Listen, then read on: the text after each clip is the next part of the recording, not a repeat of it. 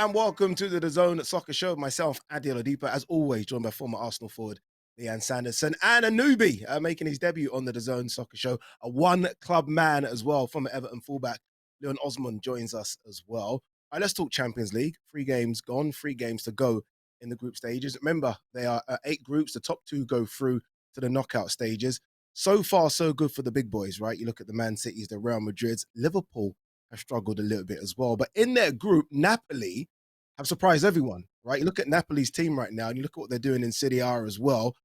Surprised with Napoli or expected this? I think surprised, but after my time at Juventus, Napoli were about 3 points clear at the top of Serie A, and then Juventus ended up winning the league. And like knowing how hostile their fans are and stuff, and knowing, how that club operates, Maradona played there back in the day, big legend, and they still got his like big, mural in the city and that type of stuff. But it's quite an intimidating place to go. Yeah. I'd say surprised to a certain degree because you wouldn't expect them to have won all their games, top of the group and that type of stuff. But with regards to Liverpool, I think their form this season, as we can see, hasn't been great, regardless of losing against, Arsenal at the weekend. They haven't been consistent enough this year. So, I've not been surprised necessarily with how Liverpool have done in the competition because that's how they've been throughout. But certainly Napoli, I think they've done a really good run. And who knows, what could happen going forward. You never know. Like I said, their home form is, I think, what's helping them. Yeah. Leon, let's bring you in. Napoli, again, have surprised a lot of people. Maybe not so much Leanne, and maybe not so much people that follow Italian football. That surprised me, though.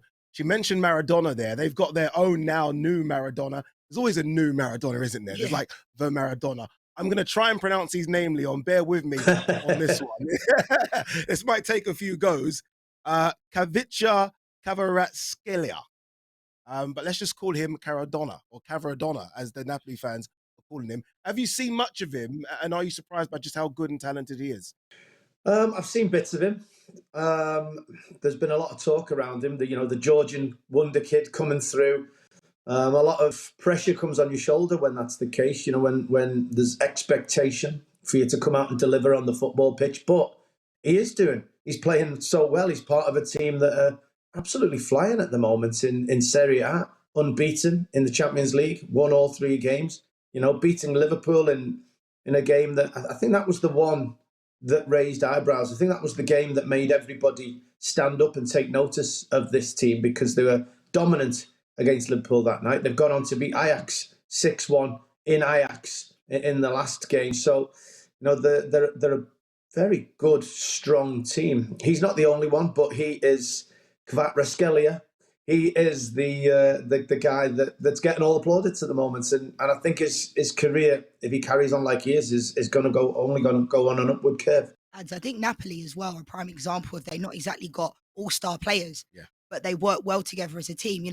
And Unbeaten from Tottenham is on loan there. He barely gets a game, but he's on the bench. You've got Anguissa that used to be at Fulham, so there's not really a lot of all-star players. But the fact that they come together as a team, you can see their cohesion when they're playing. And the reason why I mentioned off the field and the fans is I think that's kind of, installed in them, run themselves into the ground. We compete, Working class type football, and Insigne left there like middle of the season last year to go to the MLS. He was their club legend.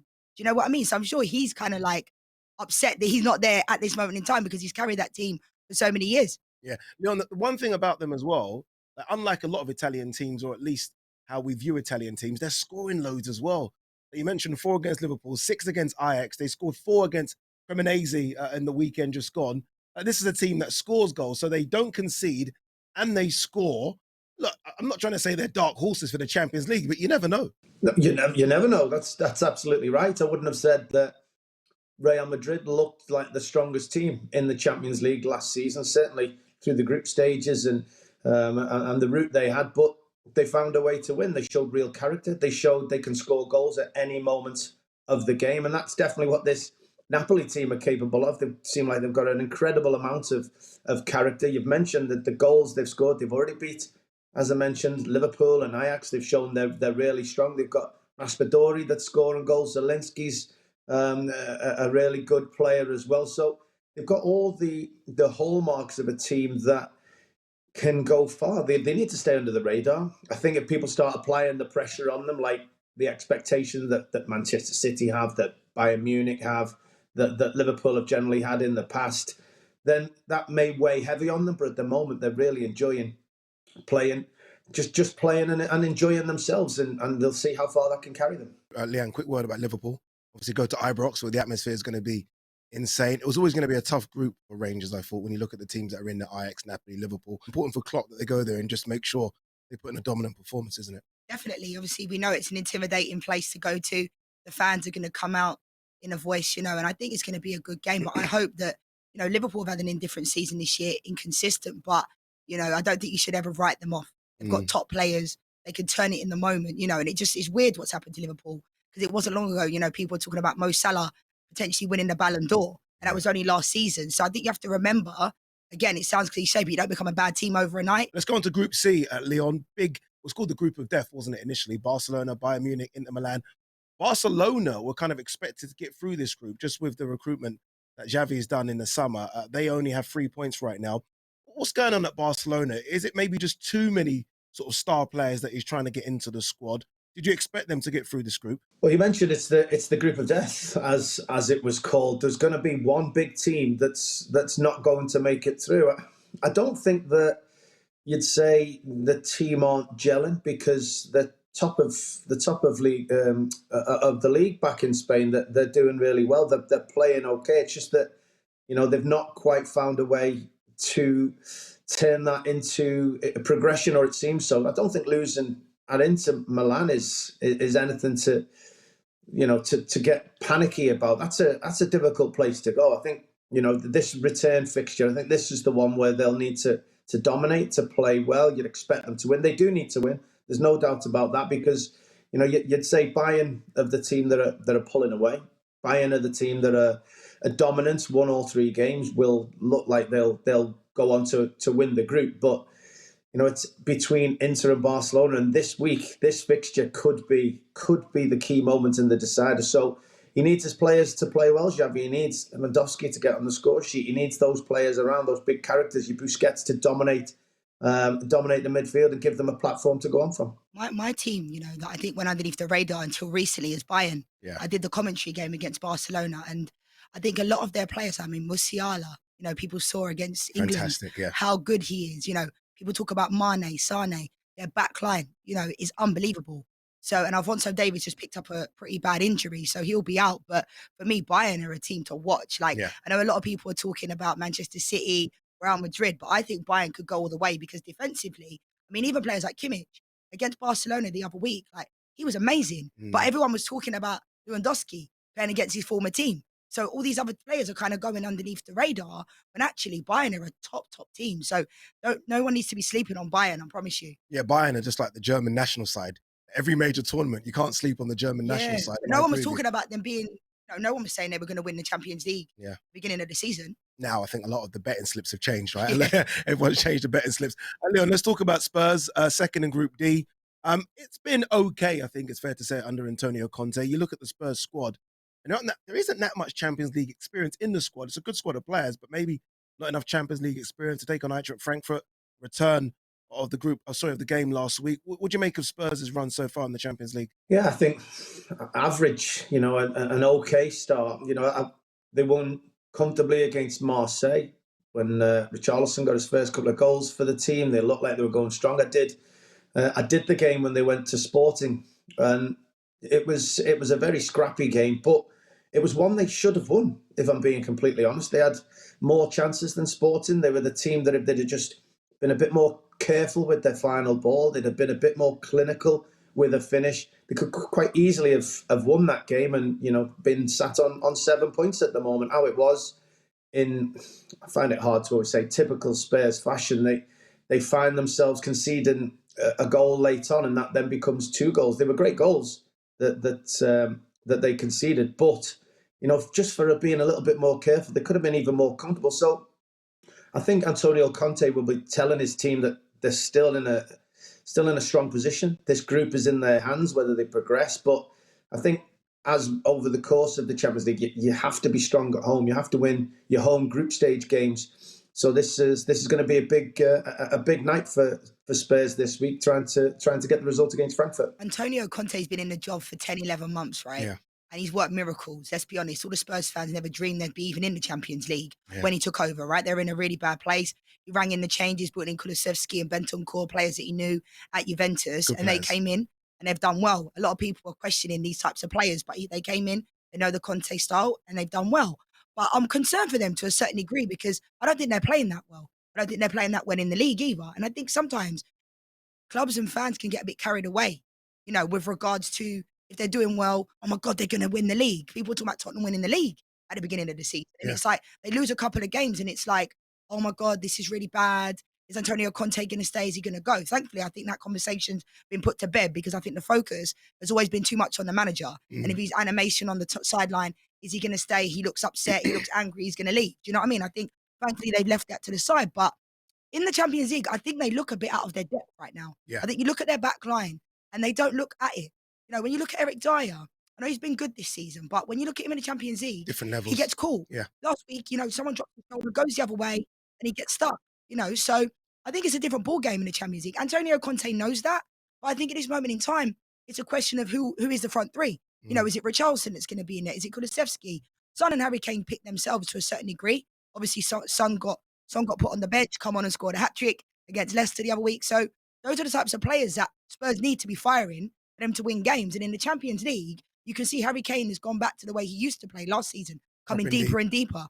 He isn't getting the ball, but that's not when Spurs are good and expansive. So, I think they have to be careful to a certain degree because I don't think they've been playing that well. I think they've been getting results that they did at the weekend, but they've not been playing that well. And I'm sure Spurs fans would agree. Yeah. Leon, let's focus on, I think, the two favourites for the tournament. But Man City always favourites. For the last 6 years, they've been favourites. They've not won it. Real Madrid have been, and they've won it a few times. What do you make of the starts of Man City? Destroy Copenhagen. They're going to destroy them again, let's be honest, in the second leg. And what do you make of Real Madrid? It's the two favourites. I think that's how you look at them. They've lived up to expectations so far. They've both won their games. They're both dominating. They both look comfortable. And you're probably looking around the Champions League, even now, to wonder who could potentially rival them, who could beat them, who's going to give those two a game. Leanne's mentioned that she fancies Bayern Munich strongly this season. Maybe they're a team that could run them too close. But Real Madrid, even when they're not playing so well, tend to get to the finals and potentially win this trophy. They've got so much know-how. Manchester City keep knocking on the door. They keep trying to make this final step. They're dominant in the Premier League. They're dominant domestically. But this is the trophy that Manchester City really want. This is the one that the management want. This is the one that the owners and the fans really want. They've added Erling Haaland this year to try and make that final step. And that looks like it's made them even stronger, which, you'd say could help them, should help them in the latter stages. They were, or they should have progressed against Real Madrid. And you say against Man City weren't clinical, but Benzema was, and he was the difference I felt in that semi-final. So I think that, it would be great to see them avoid each other. It would be great to see them progress side by side separately, beating those that they can along the way, because it would be absolutely sensational if those two managed to play each other in the final, and who knows which way it will go. The thing is about City as well, it's almost like, they've scored 18 goals in the last 4 games in club and in the Champions League. Yeah. Unbelievable. Yeah. The amount of goals they're scoring. And even at the weekend, and when Haaland hadn't scored until the last one, everyone was going, all the focus on, oh my God, he's not scored. He's not scored. What's going on? And then he obviously scores. So, I think with City, we have to also be careful it doesn't become anticlimactic. So much focus on Haaland that they don't end up winning the competition, because it's almost like more pressure now. Yeah. They didn't bring Haaland to win the Premier League, did they? They've done that many, many times. They brought him in to win the Champions League, and he is a game changer, as we've seen. But sometimes, you look at the likes of PSG. Why are we not even talking about them when the firepower that they have, but they just don't have it? Man City are favourites, but they've not won it ever before. So how do you become favourites if you've never won the competition? Who are favourites to you, Real Madrid? I think Real Madrid and Bayern. For me, I think City can win it. I think this is the best chance they've ever had, but we've also said that in previous years. Yeah. But the difference this year is Haaland, and he's unplayable and unstoppable. Like we said it on the show last week. You show him left, he goes right. You show him right, he goes left, right. He can go anyway. Score a header, score an acrobatic goal. Some players are just unstoppable. And even in one game, he touched the ball only 11 times in a whole game. If that was me, I'd be fuming. I'd be coming deeper and deeper, but not him. He's disciplined, stays in and around the box, and what a player he is. And I like the way he conducts himself as well in his interviews. You know, he seems just like a young kid, doesn't he? Just enjoying his football. Yeah, but he's a superstar. Young kid, bigger and stronger than everyone. That's, that's almost like playing underage football when he's 16. It's like Arnold Schwarzenegger. It really is. Leon, thank you very much. Look, we're going to be reviewing these Champions League games next week. But talking of next week, UEFA Women's Champions League is back. Remember, it's live and exclusive on DAZN. This is unbelievable. Let's go. Vamos!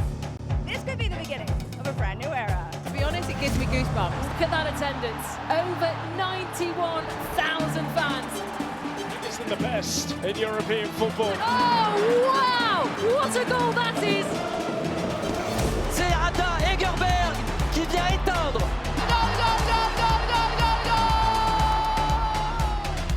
Cristiana Girelli. Bellissima.